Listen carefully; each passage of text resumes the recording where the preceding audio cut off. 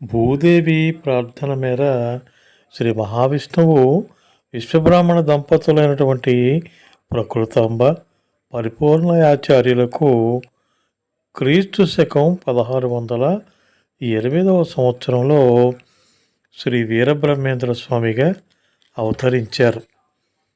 ఆంధ్రప్రదేశ్ రాష్ట్రంలోని కర్నూలు జిల్లాలో బనగానపల్లి గ్రామంలో గరిమిరెడ్డి అచ్చమ్మ గారి ఇంటి వద్ద పశువుల కాపరిగా ఉండి సమీపంలో గల అటవీ ప్రాంతంలో గోవులను మేపుతూ రవ్వలకొండ గుహలో ప్రపంచంలో సంభవించే విషయాలన్నిటినో కాలజ్ఞానమును పేరిట తాళపత్రాల్లో వ్రాసి గరిమిరెడ్డి అచ్చమ్మ గారి ఇంటి ముందు పాత్రలో ఉంచారు.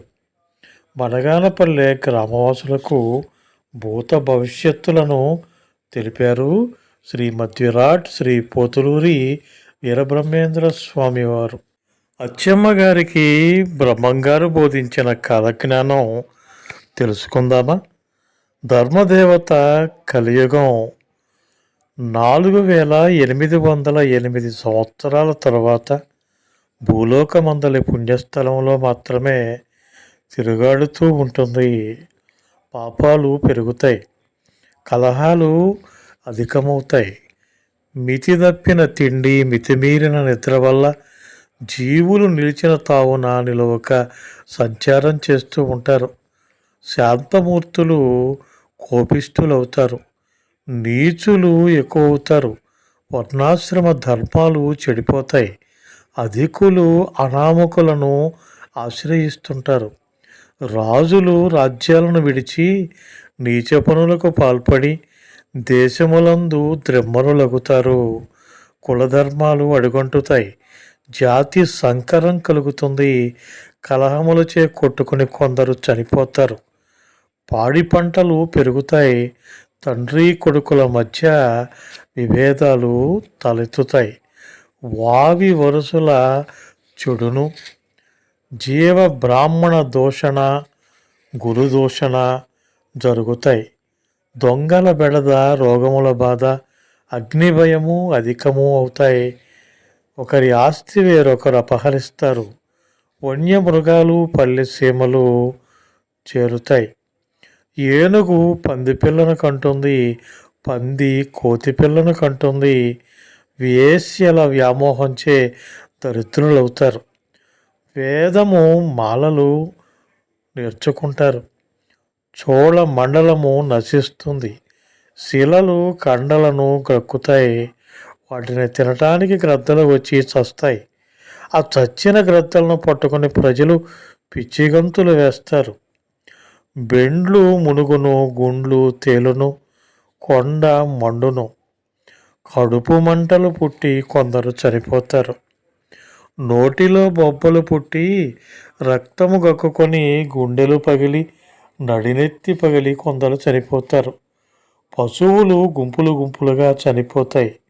అన్య దేశీయులు భారతదేశము యావత్తు పరిపాలిస్తారు. ఆ కాలమున అందరూ వారి విద్యలను నేర్చుకుంటారు. వర్ణములు ఏకమవుతాయి. ఎడ్లు లేకుండా బండ్లు నడుస్తాయి. మంచినీటితో దీపాలు వెలుగుతాయి. పులి మేక ఒక చోట నీరు తాగుతాయి.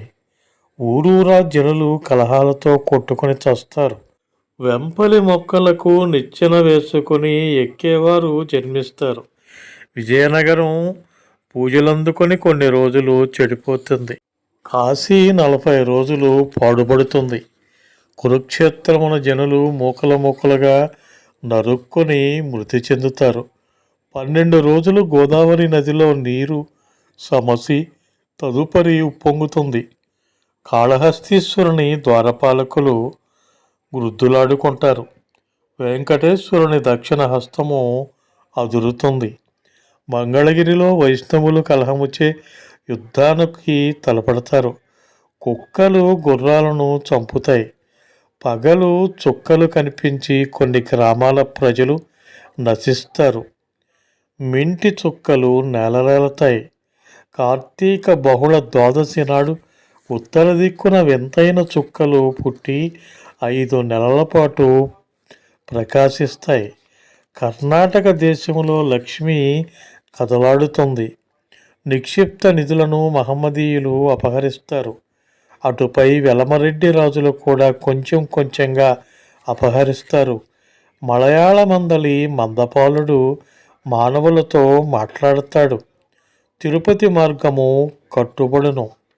నెత్తుడిచే భూమి తడుస్తుంది. కొండవలే ఎముకలు ప్రోగులు పడతాయి. దుష్టగ్రహాలు విజృంభిస్తాయి.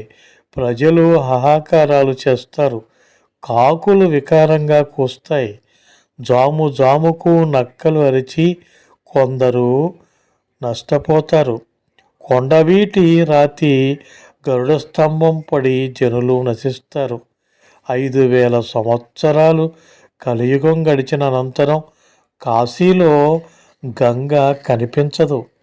కంచి కామాక్షి ఒక జాము గిరగిరా తిరుగుతుంది. బెంగుళూరు కామాక్షి రక్తం కక్కుతుంది. వేప చెట్టు నుండి అమృతం కారుతుంది. మాచర్ల రాజులొక మదవతి వల్ల నష్టపోతారు. చెన్నకేశవుని మహిమలు సన్నగిల్లిపోతాయి. కారంపూడి కలహాల వల్ల రాజులు నశిస్తారు. శ్రీశైలం దక్షిణాన గాలివాన వల్ల గుండ్లు దొర్లుతాయి. రక్తపు వాన కురుస్తుంది. దండలు పగిలి కాకులు గ్రద్దల్లా ఆకాశంలో ఎగురుతాయి. రాతి గుంటల్లో రక్తం చీము కారుతుంది. ముక్కుపచ్చలారని పసిబిడ్డలు మాట్లాడతారు. ఆకాశంలో పొగలు మంటలు పుడతాయి. 6 మతాలు ఒక్కటవుతాయి. హాహాకారాలు ఆకాశమున చుట్టుముట్టుతాయి. అర్ధరాత్రి ఘంటారావం శంఖధ్వని వినిపిస్తుంది. ఒకరి భార్య మరొకరి పాలవుతుంది. పుణ్యాత్ములు నన్ను గురించి చెప్పుకుంటారు. పుణ్యాత్ములు బ్రతుకుతారు, పాపాత్ములు నశిస్తారని బ్రహ్మంగారు కాలజ్ఞానంలో పేర్కొన్నారు. పుణ్యస్థలాలు దేవాలయాలు పాడుపడిపోతాయి. తిరుపతిలో తురకలు చండాలురు పూజలు చేస్తారు. వెంకటేశ్వరుని సొమ్ము దొంగిలించబడుతుంది. తిరువల్లూరులోని వీరరాఘవస్వామి వారికి తిరుమేనం చేస్తారు. అందువలన ఆయనకు కుండలాది పొట్టును. పుణ్యస్థలాల్లో 6 దుష్టులు ఆవిర్భవిస్తారు. కృష్ణా గోదావరిల మధ్య జనులు గుంపులు గుంపులుగా చస్తారు. అందువల్ల శీతజ్వరాలు కలిగి కొందరు నశిస్తారు. కృష్ణా మధ్య బంగారు రథం కనిపిస్తుంది.